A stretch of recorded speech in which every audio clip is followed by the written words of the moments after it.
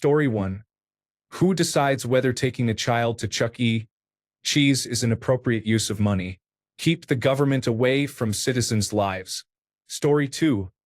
This would affect juvenile and domestic relations courts.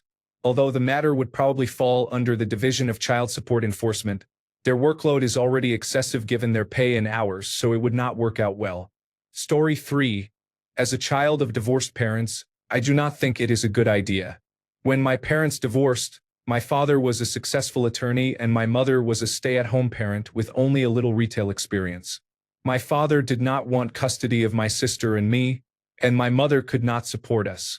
She was able to use child support money to get a degree and start a career that benefited us in the long run by setting her up with a decent job. My father and his second wife were always angry when they saw our shoes getting worn or our jeans getting short, and my sister and I would hear that he was giving my mother all that money for nothing. As soon as we turned 18, he stopped paying anything and did not offer to help with college. If he had been able to use the legal system to compel my mother to spend child support in a specific way, I might never have gone to college and my mother might still have been working a register at a department store with no hope of retirement and probably on welfare. As it is, she was able to help us with school, and she will be retiring next year after working as a medical technologist in a hospital laboratory for the last 25 years. Story 4. How much money would be wasted reviewing and verifying this proof? Story 5. It would suddenly mean that everything but bare necessities became an unaffordable luxury. My friend's father threw a tantrum when he saw that his child had new shoes because secondhand was enough. Not that he himself bought his wardrobe here.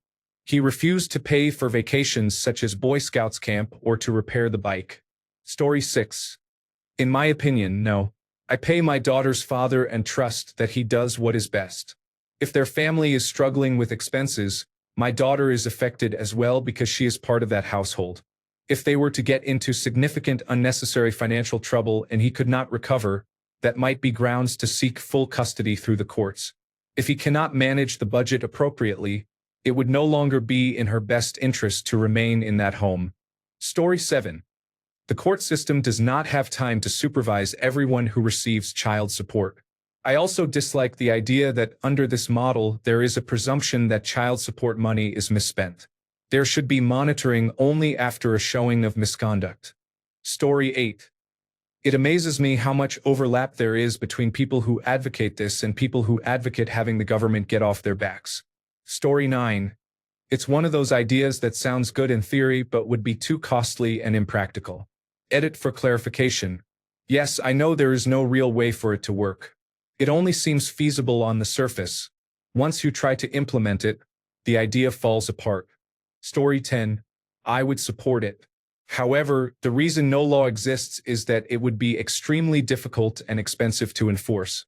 Think about it. Suppose your ex bought the brand name cereal instead of the no-name brand. You see that on her grocery bill and say, "No way, not on my watch." You will be hearing from my lawyer. You might laugh and think no one would be so petty. Not necessarily. Enforcing accountability for child support expenditures would open a legal can of worms. As for why I would like to see it, I do not have any visibility into how my money gets spent and it bothers me. Furthermore, my ex frequently calls and asks for the next support payment early. Often there are valid reasons, such as someone needing shoes or fees for school trips, and so on.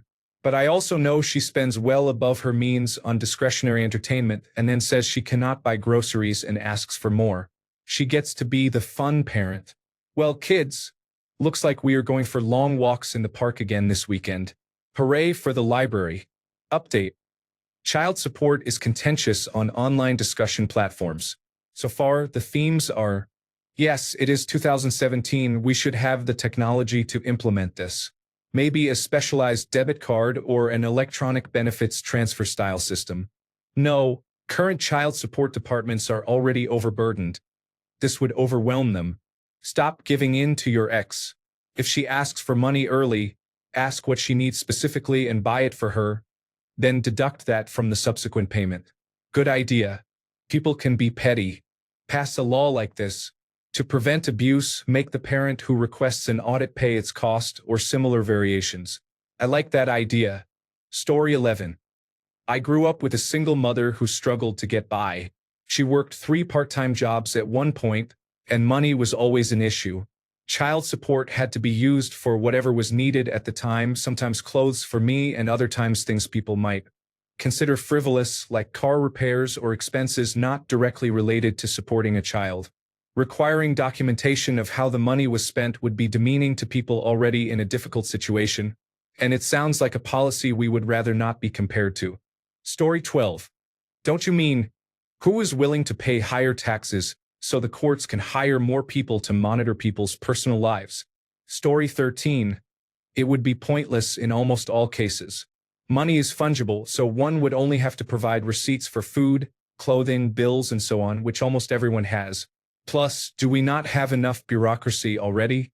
Now we are going to set up a new division of government whose sole purpose is to nanny single parents who already have enough to take care of on their own. Horrible idea. Story 14. Here is my problem with that. Say I receive $200 in child support and $1,800 for my job. I spend $500 on items for my child, but I also spend $200 on a large box of sex toys for myself. I can imagine a cranky ex wasting time in court over spending child support money on sex toys. Story 15. People who think this is a good idea have never worked with parents and separated children.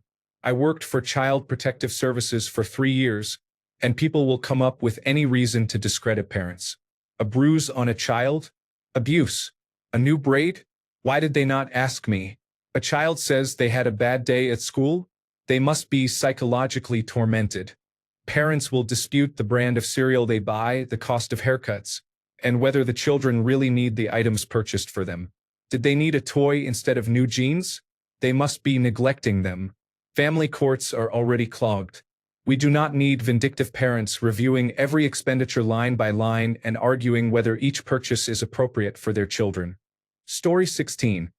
The comments about saving receipts and keeping track of expenses sound like a lot of additional work to add to a single parent's list of responsibilities. It may not seem like it, but taking children to various after-school programs, daycare, and school, then working more than 40 hours a week while managing the household alone, is a lot to handle without the added responsibilities some people suggest. I understand that seeing things itemized or tracked would make the parent paying child support feel more at ease about where the money is going. The easiest way to see that your child is being cared for appropriately is to talk to your child during visitation and take part in your child's life as well. Most single parents are not spending all their money on themselves. The majority of middle-class single parents use all the child support for their child's necessities and spend a large portion of their own income on their child's wants and additional needs, making significant sacrifices to their own lifestyle. Story 17. I feel the same about welfare recipients being required to provide the courts with evidence of how their welfare money is spent. The courts are busy enough as it is. We do not need the government babysitting us any further. If an individual is granted child support, how they choose to spend that money is entirely their decision. The courts should only get involved if there is evidence of misuse or if the child is suffering or being neglected. Story 18. Annoyed. The most recently released United States Census Bureau data shows that about 3/4, 74.1%, of custodial parents who were due child support in 2013 received either full or partial payments. Fewer than half, 45.6%, received full payments. This means 25.9% received no payments at all, and 54.4% did not receive full payments. This should be addressed first. Story 19. I truly hate this question. My ex had a job until child support was supposed to be paid. He quit 7 years ago so he could claim poverty and have his support amount lowered.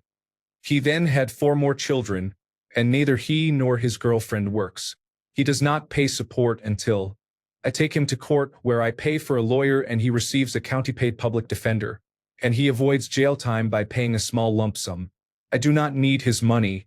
I have worked 2 jobs to support my child this whole time, and I will be damned if I have to prove how I spend it. Story 20. No. It would be nitpicky, callous, and waste an incredible amount of the court's time and money. Story 21. I think the law would be redundant. Every child has needs that must be met or risk involvement by Child Protective Services. Beyond needs are wants. and trying to codify what wants are necessary is a very difficult problem. Every culture and community will be different on this, and it would be impossible to create a universal standard. Thus, I do not see the point of this other than to give anti-government types something to scream, "Government overreach!" Story 22. Isn't the point of child support to improve the overall condition of the primary household? If the recipient is using the money illegally or is negligent with the child, that should be brought to the court. Otherwise, how they spend it is their decision. I dislike giving 1/5 of my income to someone who cares for my child only about 5% more than I do, but I understand the logic. The money is not the child's and does not go directly to them. It goes to the person who has primary or full custody. Story 23. Maybe someone should make sure the child support actually gets paid before worrying about all this. Story 24. Child support worker here, and this is unrealistic. First of all, supply the court with proof of how child support payments are spent. How would that work? Monthly hearings? That would cost thousands of taxpayer dollars for judges, clerks, the county attorney, and the child support services unit just to be present. Once we are in a prove your expenses hearing, how would the custodial parent demonstrate expenses? In Colorado, child support payments can be loaded onto a specific card so that can be tracked, but who decides what expenditures are appropriate? We receive this question daily from non-custodial parents. Our answer is simple and logical. If the custodial parent provides a roof over the child's head, clothing, and food, then the payments are being spent correctly. If the custodial parent has enough left over to treat themselves, good for them. They are raising your child and deserve some personal pleasure as well. Edit. Sorry if this sounds bitter. I get this question daily and it drives me insane. Story 25. No. Most single parents I know are barely coping. They juggle childcare, housework, often studying, and everything else. Does anyone think it is a good idea to add to that burden and make an already stressful, hard job even harder? Story 26. I would be against it. It is like the idea of welfare queens, which is more myth than reality. Testing welfare recipients for drug use found that only 2% of applicants tested positive. Some people imagine many women neglecting their children and spending all the money on drugs. It may happen sometimes, but not to the extent you might think. A policy like this would impose a burdensome new requirement on hardworking single parents who are barely scraping by. Story 27. Do we really want the government deciding what we can and cannot buy for our children? Story 28. As a child whose mother received 0 payments from when I was 3 months old until I was 18, perhaps we should simply enforce paying it in the first place. My father is still a free man and a royal piece of shit tax dodger. Story 29. It would be impossible to prove. For example, let us say Rob is the custodial parent of his 2 children, and his ex-partner, Karen, pays $700 a month in child support. Rob is paid on the 1st of the month and receives child support on the 28th. The day he receives the child support, he buys a $150 pair of boots, a $60 pair of pants, and motorcycle parts for $300. Karen is upset that most of her money appears to have gone to Rob's hobbies. Rob produces receipts showing he spent $400 on groceries, $150 on summer clothes for the girls, and $500 in daycare. Those expenses came out of his paycheck rather than her child support. He argues that, in fact, he did the right thing as a father by providing for them earlier in the month and treating himself later. The vast majority of wasting my child support cases are like this. There are already laws against parental neglect and failure to provide material support. If children are being neglected, do not hesitate to call Child Protective Services or your country's equivalent. Story 30. I am happily married, and my husband and I are raising 2 daughters. We both work full-time and have a joint account. I suspect he does not realize that most of the money I spend is for the children. In arguments about money, he says I spend more dollars and write checks more often. That is true. I buy for myself and our 2 children, while he mostly buys only for himself. If we divorced, he would be surprised how much it costs to raise them and how much child support he would have to pay. For a non-custodial parent, it can be eye-opening how expensive children are. Story 31. How much are you willing to harm the majority of people who use child support correctly in order to catch those who use it incorrectly? Story 32. It would just open it up to criticisms based on nothing more than opinion. You took her to the zoo. What a frivolous, wasteful expense. Why are you buying non-gluten-free bread? Why aren't you buying higher quality clothes? Why aren't you buying cheaper clothes? Story 33. It sounds good in theory, but even if everyone could agree on which expenses should be allowed, and that would be difficult, there would still need to be a way to monitor and regulate the system, which would not be inexpensive, so someone would have to pay for it. Story 34. I pay child support to my children, not to their mother. I do not care how she spends it, as long as she and the children are happy. I want them to be comfortable and worry-free. It is not my business how she spends her money, provided my children receive the best we can give them. Story 35. Most people who receive child support get far less than the actual cost of raising a child. Child support represents the non-custodial parent's share of the child's expenses, not simply money paid to the custodial parent. Some of the money goes directly to food and clothing, but supporting a child also means providing housing, utilities, transportation, school supplies, field trips, replacing broken items, and family outings. There are both direct and indirect expenses to raising a child, and few non-custodial parents cover the entire cost through child support. Therefore, custodial parents incorporate child support into the household budget and use it to cover the child's needs. Child support is based on what the non-custodial parent can afford and on the level of support they would provide if they had custody. Story 36. So what all my ex-husband, the cheating bastard, has to do is see the kids for a few hours a week and every other weekend, but now it's my job to keep track of receipts and purchases on top of all the other shit I already do that he doesn't, just so I can show him what I spend child support money on? Yeah, no fucking way in hell. Story 37. My dad got mad at my mom because she paid bills with the child support money instead of buying us toys. Even when I was little, I thought bills were more important. Story 38. Neglectful parents are not going to suddenly become functional parents by providing an income and expense report. It is far better to invest funds that would be spent on oversight into early childhood support services so those funds go further and can be used to educate parents about children's needs. Story 39. Child support hardly ever gets paid, so I spend my paycheck on bills, soccer camp, school pictures, haircuts, and other child-related expenses. I put myself last, so when child support finally comes through, since I have already paid for everything for the kids, I might use that money for things I need. Understand there are moms who live purely off child support, but there are also moms like me who work hard and rarely receive help. A child support card that can only purchase child-related items would be useless for those who hardly ever receive child support because those items have already been bought with my paycheck. Story 40. Supporting a child takes many forms. Rent, utilities, clothing, food including eating out, entertainment, school fees, allowance for the child. Speaking as a former non-custodial parent who paid support for 13 years. No. This would be a nightmare. If I wanted my son to have a specific item, I would buy it for him. When we were together, the child's mother and I never argued about how we spent money on him. Neither of us said the other could not buy something for him. Doing this would entwine the state even further in matters it should not be involved in. A divorce should not grant a court or bureaucratic agency special powers or authority over family finances. Who gets to decide what cable package the child's family has? Brand name milk versus store brand? That is the level of granularity this would involve. Just know. Story 41. The intent behind this and the effect of implementing it would be to see parents who need the money not get it. It is a stupid policy intended to punish the recipient. Only bitter assholes would want this system. Story 42. If a child's needs are met, I consider it a waste of time and money.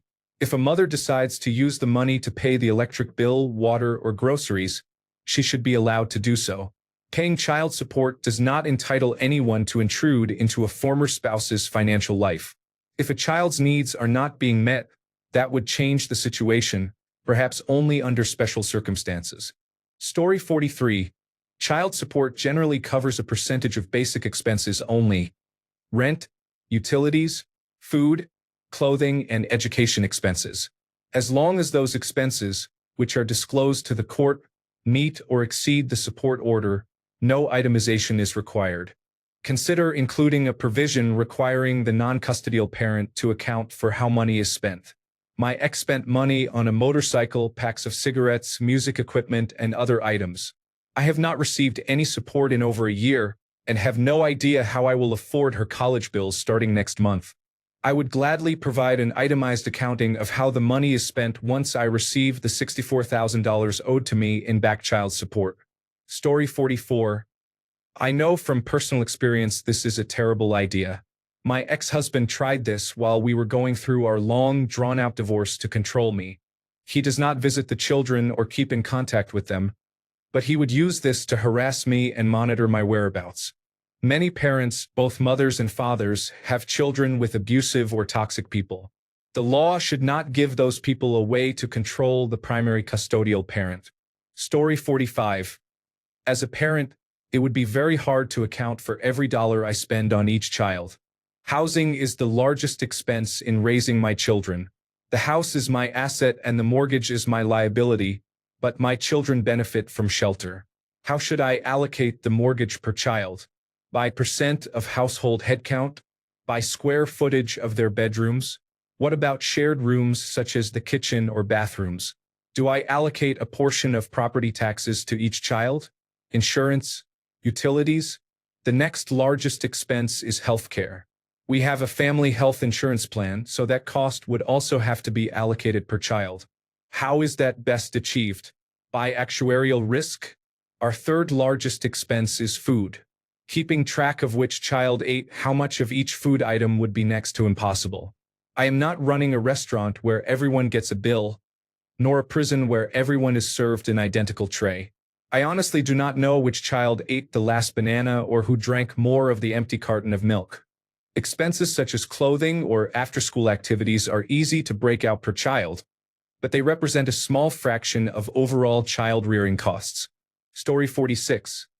This would be an excellent way to ensure that a large portion of child support goes to accountants and lawyers. Story 47. I would not be for it. I think that would be used as another mechanism of control for one parent over the other.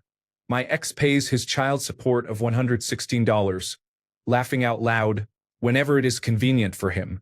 His excuse is that he has until the end of the month to give it to me. That's not how it works, Lance. So if he gives it to me on the 29th of July, and I had to pay daycare, the mortgage, and the grocery bill on the 1st of July, law be damned, I am buying a big bottle of fucking wine with it, maybe two. Story 48. The government can now intervene in how private citizens spend money.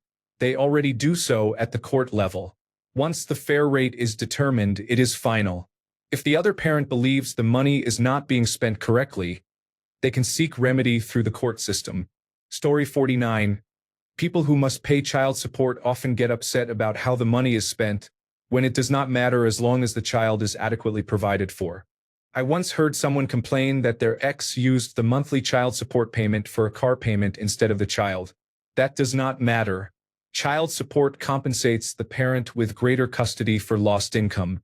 Whether the recipient buys clothes, takes the child to a nice dinner, or pays a car payment, they are already covering the child's needs. Child support is a reimbursement for expenses already incurred on the child's behalf. This change in wording can change perception. Stop thinking of child support as a payment toward the child's needs and start thinking of it as reimbursement for money already spent on those needs. Story 50. Wow. I'm surprised this has so many likes. I would expect this proposed law to violate most political ideologies. For example, how could a conservative or libertarian support giving this power to the government? The same goes for liberal or radical traditions. So why the popularity? This really shows our collective hypocrisy. My guess is that it has something to do with patriarchal culture and values. I think it is like the last election. Women are held to different standards than men. I, for one, think this is a terrible idea. You have my downvote. Story 51. As a family lawyer, I believe this is a very bad idea. Very few people waste such payments, and the resources required to enforce it would be substantial. It is similar to the ineffective drug and alcohol testing for welfare. I strongly oppose it. Story 52. I understand why, but it feels like a waste of time and resources. They will fake it somehow, receive a warning, and have time to cover it up or find other ways to bypass it. I would be more interested in free contraception for everyone and raising the minimum marriage age. Story 53. Not only would it be impossible to prove, but that is a disaster for administrators who would have to check all those receipts. We do not do this for welfare recipients or for child support. If you suspect someone of misusing the money, it is easier to arrest them for that. Criminals are usually stupid, since the smart ones do not get caught. Secondly, unlike welfare, child support is a case of one person versus another. The government has no say in what people may do with money involved in that private transaction, nor should it. As long as the child is well taken care of, which is verified by the parent paying support, then the money is clearly spent well. Story 54. I am against it. It is illogical to trust a parent's aptitude enough to award child support, but then to distrust that parent enough to require proof of how the money is spent. Story 55. Very few people are financially organized enough to provide proof. This would be a new way to put poor people in jail. We already have more of that than we need. Story 56. That money is meant to relieve the financial burden of having a child. Even if it is not spent directly on the child, it replaces money that would otherwise have been spent on the child. Story 57. I understand your intent, but child support is a reimbursement rather than a prepayment. The supporting parent is paying back money already spent on the child's care. When courts assign different payment responsibilities, how can the parent who pays less stop the other parent from spending more on nicer things? Story 58. I do not think the government should parent parents. Story 59. I once worked for a month for a government employer. We were housed and fed. Previously, people received a daily food stipend. To be more accountable, we had to submit all receipts. As a group, we began the process Friday after lunch and returned to work when everyone finished. One day, it took 80 of us over an hour to complete the task. After that, someone else had to verify our accuracy. Long story short, no money was saved. It cost taxpayers the stipend, an hour of my salary, and the salary of an administrator. Thanks a bunch for sticking around till the end of the video. Remember to subscribe, and until next time, stay awesome and goodbye.